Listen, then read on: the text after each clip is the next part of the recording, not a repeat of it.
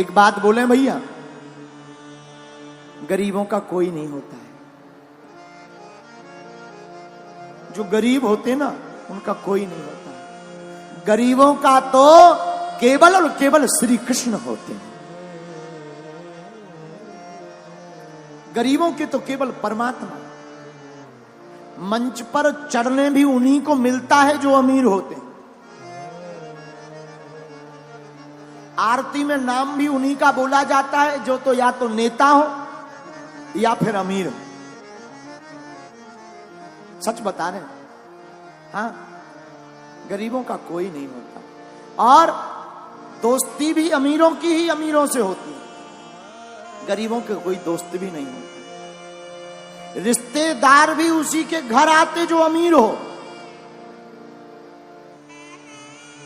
मेरे माई बाप, हम भारत के लोगों से आज कथा का अंतिम दिन है और इस कथा के माध्यम से प्रार्थना करेंगे, ग्रेटर नोएडा के पागलों, तुम अमीरों का साथ देना या ना देना, पर एक बार उनके साथ जरूर खड़े हो जाना जिनका कोई ना हो गए।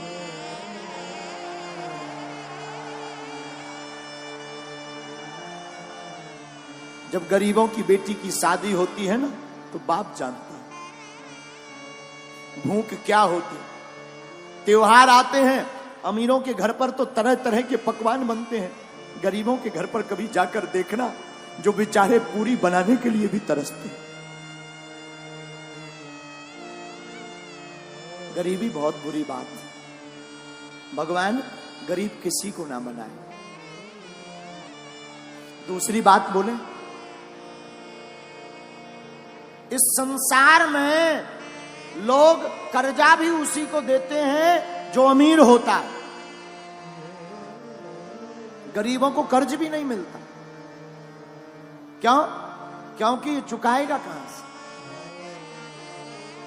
लेकिन सच बात यह है, भारत के लोगों, तुमने जरूर बुरे दिन देखे हो, बुरे दिन देख रहे हो। तुम्हारा कोई ना हो, सब तुम्हारी अवहेलना कर रहे हो, तुम्हें हर जगह से दुत्कारा जा रहा हो, कोई तुम्हारा साथ ना दे रहा हो, तब भी तुम घबराना मत। एक काम करना, तुम अपने परमात्मा पर भरोसा मत छोड़ना। वो परमात्मा एक दिन तुम्हारे चेहरे पर मुस्कुराहट लाएगा।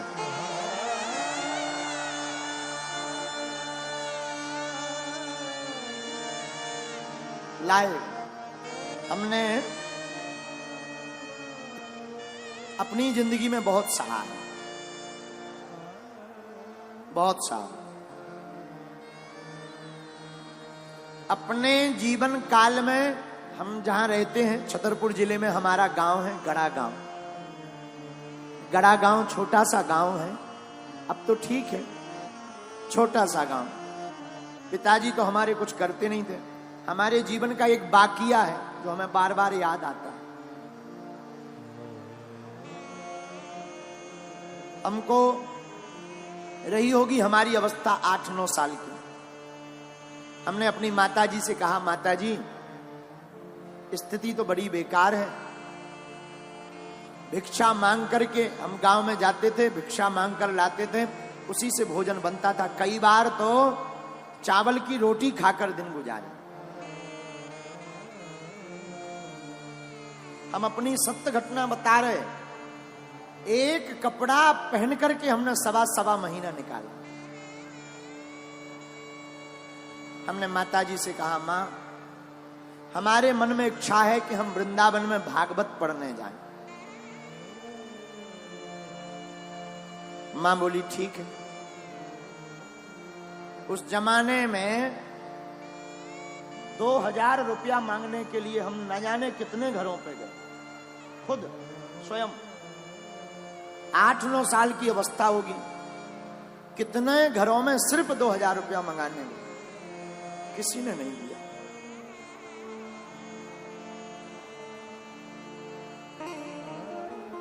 आज भी वो दिन याद आ जाते हैं। बन जाते हैं लाखों रिश्ते, जब पैसा पास होता है टूट जाता वो रिश्ता गरीबी में जो सबसे खास होता है।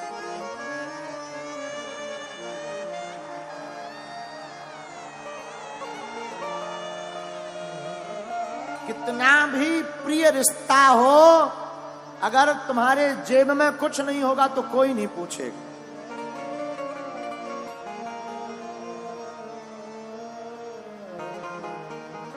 लोग तभी पूछते हैं जब तुम्हारे पास कुछ हो गए। हम भारत के लोगों से प्रार्थना करेंगे, अमीरों की बेटियों की शादी में तो लाखों के गिफ्ट लेकर तुम जाते हो, कभी मौका मिले तो उस गरीब मजदूर की बेटी की शादी में भी पहुंच जाना जिनके घर पर कोई नहीं जाता।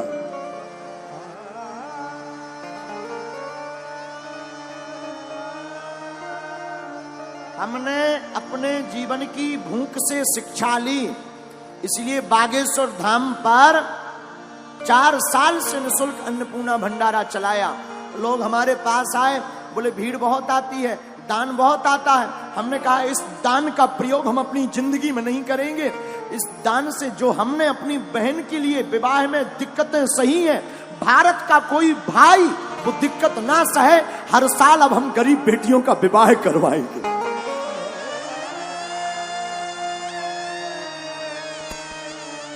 क्योंकि हमने तो सह लिया, हमने भूख भी देखी। माई बाप आज जरूर बैठकर कथा कर रहे हैं, ये हनुमान जी की कृपा है। हमने वो दिन भी देखे जब हमारे पिताजी का नाम लोग कार्डों में नहीं लिखवाते।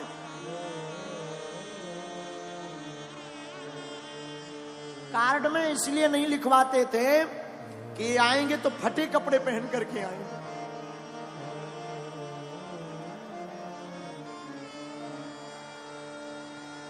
फटे कपड़े पहनकर आएंगे तो बेइज्जती हो जाएगी।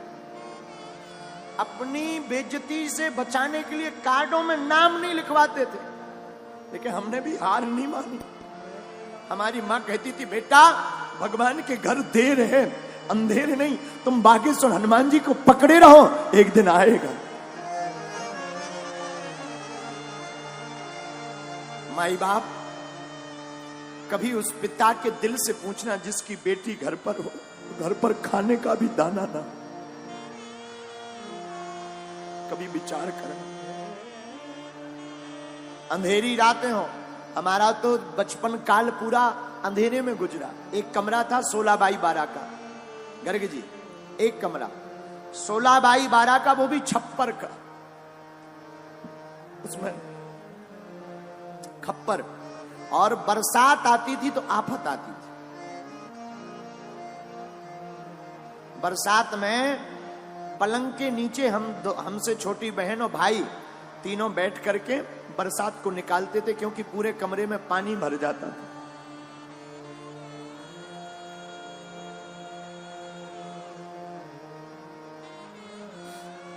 माई बाप भगवान गरीबी किसी को ना दे, गरीबी बहुत बुरी है। इससे बड़ा अभिशाप कुछ नहीं है। कोई नहीं पूछता, न मंचों पर आने देते, न आगे होने देते, दुत्कारते अलग से हैं, रिश्तेदार पूछते नहीं हैं। इसलिए माई बाप ईश्वर गरीबी किसी को ना दे। पर हम तुमसे प्रार्थना करेंगे कि तुम्हारे गांव में परिवार में ऐसा कोई हो तो हमारी प्रार्थना है किसी का तुम साथ देना या मत देना। इस बार हमने प्रण लिया 8 मार्च 2024 को जो बेटियों का विवाह होगा, ऐसी बेटियां जिनके माँ बाप है नहीं, एकदम पिछड़ी हुई, उन बेटियों को एक एक मोटरसाइकिल देंगे।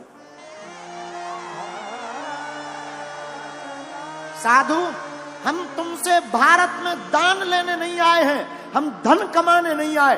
भारत के लोगों हम तुम्हारे दिल में हनुमान जगाने आए हैं।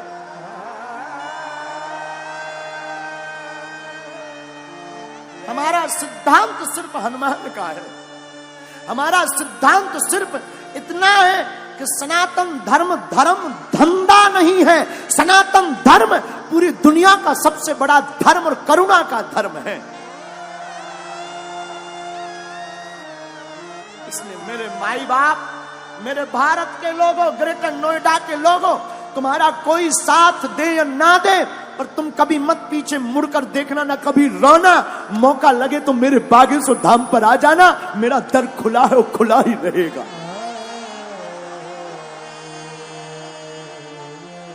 कभी मत पीछे मुड़ना। चिंता मत करना तुम, जो बीत गया सो बीत गया। हमने भी सहा, बहुत सहा, अभी अभी तक सहा। अभी भी कई बार ऐसी परिस्थितियां बन जाती, दान तो हम मांगते नहीं, कई बार परिस्थिति बन जाती है कि लोन लेना पड़ता। लेकिन एक बात बोले, हमारी माँ ने और हमारे गुरु ने हमें एक चीज सिखाई, उसका भरोसा मत छोड़ना। उसका भरोसा नहीं छोड़ा तो कभी उसने हमको किसी के सामने झोली फैलाने नहीं दिया। अब इसलिए भारत के लोगों, क्योंकि जिसके पास गरीबी होती है वही ये दुख जानता है। सबकी समझ में नहीं आता माई बाप, ना ना ना। हाँ, अभी बरसात चल रही है, हमको पूर्ण याद है, अभी भी हम एक कुर्ता रखे हुए हैं अपना पुराना। वो कभी कभी हम याद कर लेते उस कुर्ता को देखकर, है तो छोटा, बहुत पुराना, हम रखे हुए हैं पर याद कर लेते हैं। माई बाप बरसात में कपड़ों की वो दुर्गंध, भीगे हुए कपड़ों की दुर्गंध।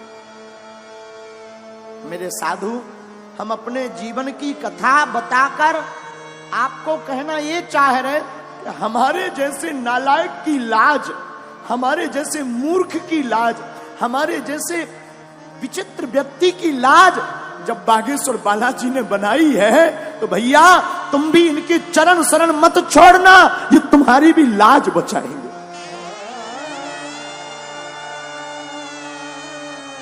हम ना तो पढ़े लिखे हैं, ये जो आप टीवी पर देख रहे हैं ना, ये हमारा पुराना घर है।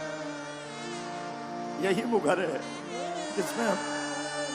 जिसमें हमने अपनी जिंदगी की शुरुआत की, जिसमें हमने अपने जिंदगी को जिया। ये घर ना आज भी कई बातों को सजो करके रखे हुए।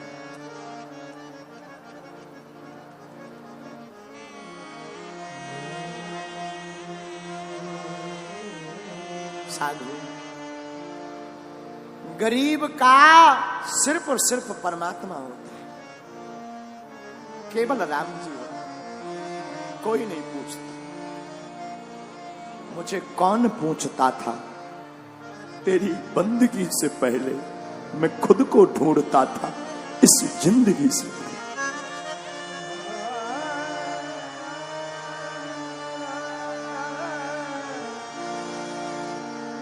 इस भारत में गरीब सिर्फ ताली बजाने के काम आता है, नेताओं की रैलियों में भीड़ बढ़ाने के काम आता है, या मंच के सबसे लास्ट में ताली बजाने। हमारा तो बस नहीं चलता, हमारी तो मजबूरी है।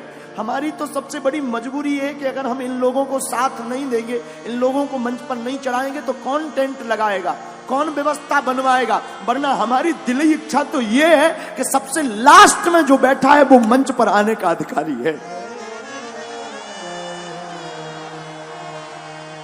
लेकिन करें क्या, हमारी मजबूरी है, हमारे हाथ बंधे हैं, इतनी व्यवस्था है नहीं, इतना धन है नहीं। लेकिन फिर भी जब कभी हमारे पास व्यवस्था हो जाती ना, तब हमने एक प्रण लिया, हम जंगल में जाकर आदिवासियों वनवासियों के बीच में जाकर अपनी तरफ से, धाम की तरफ से खर्च करके टेंट लगाकर उनको यजमान बनाकर कथा करवाते हैं।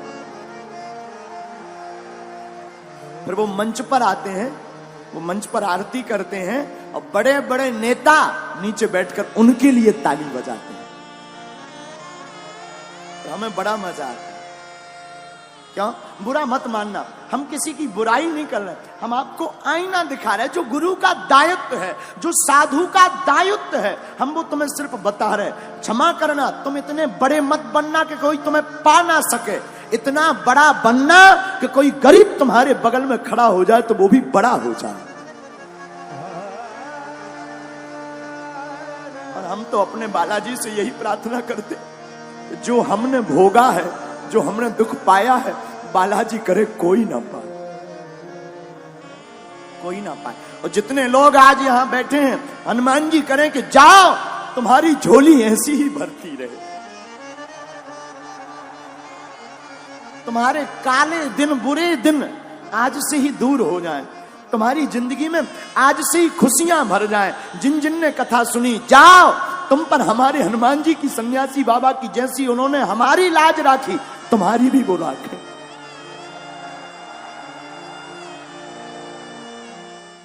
हेलो दोस्तों, चैनल को सब्सक्राइब कर बेल आइकन दबा देना, वीडियो को लाइक कर देना।